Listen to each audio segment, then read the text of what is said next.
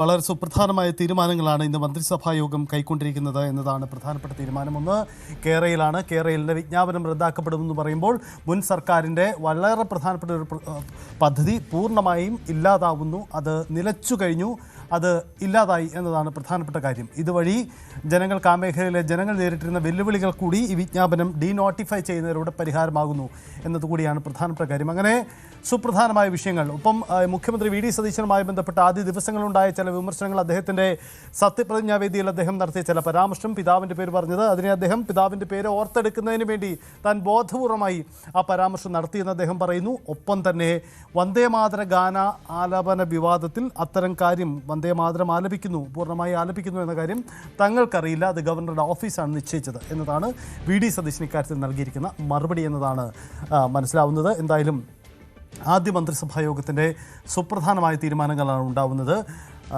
പൂർണ്ണ മന്ത്രിസഭാ തീരുമാനിച്ചിരിക്കുന്നു. ഒപ്പം കിഫ്ബി അടക്കമുള്ളവ തുടരുമോ എന്ന കാര്യത്തിൽ പരിശോധിച്ച് തീരുമാനമെടുക്കുമെന്ന് പറയുന്നു. ഇതടക്കം മുൻ സർക്കാരിൻ്റെ പല പ്രവർത്തനങ്ങളും സംബന്ധിച്ച് പുനഃപരിശോധനാ സൂചനകളും വി ഡി സതീശൻ മുഖ്യമന്ത്രി പങ്കുവയ്ക്കുന്നുണ്ട്.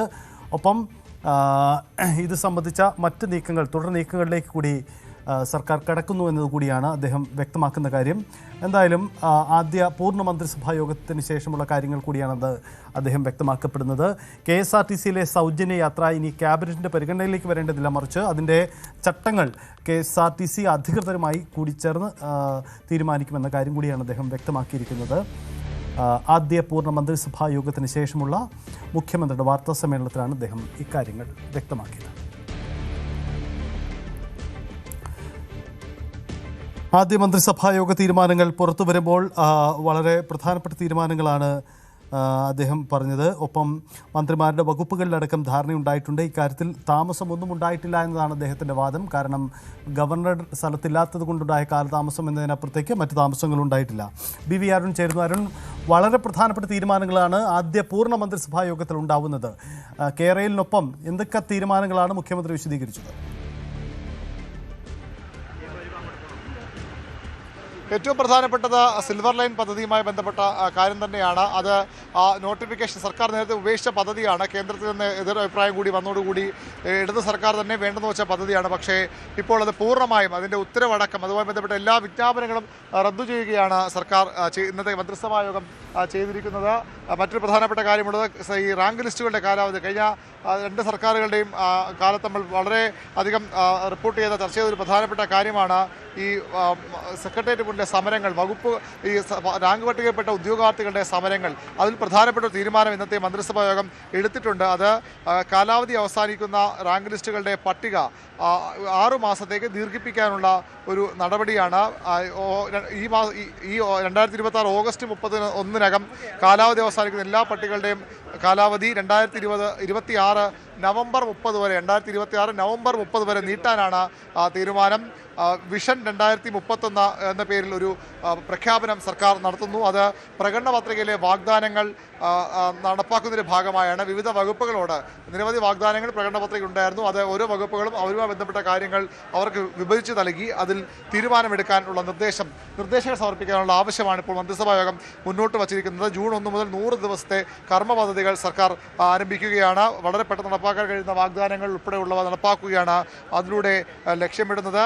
സിൽവർ ലൈൻ നോട്ടിഫിക്കേഷൻ റദ്ദാക്കുന്നതുകൊണ്ട് തന്നെ അതിവേഗ റെയിൽപാതയ്ക്കെതിരെ എന്ന ഒരു നിലപാടല്ല ഞങ്ങൾ സ്വീകരിക്കുന്നത്. അത് നേരത്തെ ഇടതു സർക്കാർ കൊണ്ടുവന്ന പദ്ധതി, അത് പാരിസ്ഥിതിക നാശമുണ്ടാക്കുന്ന, പാരിസ്ഥിതിക ദുരന്തമുണ്ടാക്കുന്ന ഒരു പദ്ധതിയായിരുന്നു. അതുകൊണ്ട് അത് ഒഴിവാക്കുന്നു. ഈ സത്യപ്രതിജ്ഞാ ചടങ്ങിലെ വന്ദേമാതരം വിവാദത്തിലും മുഖ്യമന്ത്രി നിലപാട് വ്യക്തമാക്കി. അങ്ങനെ വന്ദേമാതരം മുഴുവനായി അവിടെ ആലപിക്കുമെന്ന സൂചനകളില്ലായിരുന്നു, അത്രയും വിവരം ലഭിച്ചില്ല. പിന്നീട് അത് ആലപിച്ചു തുടങ്ങുമ്പോൾ ഇടയ്ക്ക് വെച്ച് തടസ്സപ്പെടുത്താൻ കഴിയുമായിരുന്നില്ല.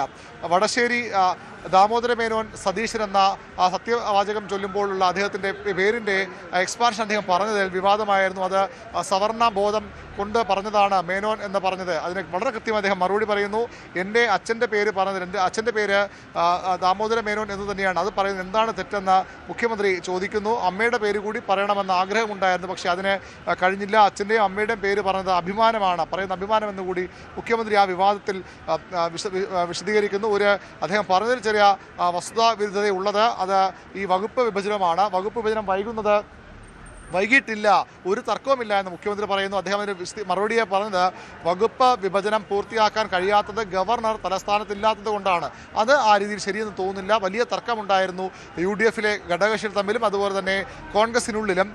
ആ തർക്കം കാരണമാണ് വകുപ്പ് വിഭജനം ഇത്രയധികം വൈകിപ്പോയത്. 48 മണിക്കൂർ പോലും ആയില്ല എന്നൊക്കെ അദ്ദേഹം മണിക്കൂറുകൾ എണ്ണി പറയുന്നു. പക്ഷേ അത് അങ്ങനെയല്ല, കടുത്ത തർക്കമുണ്ടായിരുന്നു. ഒടുവിൽ പ്രശ്നം പരിഹരിച്ചിരിക്കുന്നു. ആ പ്രശ്നപരിഹാരം എങ്ങനെയെന്ന് ഈ നോട്ടിഫിക്കേഷൻ ഗവർണറുടെ വിജ്ഞാപനം വരുമ്പോൾ, ഗസറ്റ് നോട്ടിഫിക്കേഷൻ വരുമ്പോൾ വ്യക്തമാകും. സമുദായ നേതാക്കളുടെ തിണ്ണനിറങ്ങാൻ പോകരുത് എന്ന് ഞാൻ ഒരിടവും പറഞ്ഞിട്ടില്ല, പോകില്ലെന്നൊരിടവും പറഞ്ഞിട്ടില്ല. പക്ഷേ ബിഷപ്പ് ഹൗസിൽ പോയതിൽ എന്താണ് തെറ്റ്? ശിവഗിരിയിൽ ഞാൻ പോയി, ശിവഗിരി സന്യാസിമാർ എന്നെ അനുഗ്രഹിക്കാൻ വന്നു.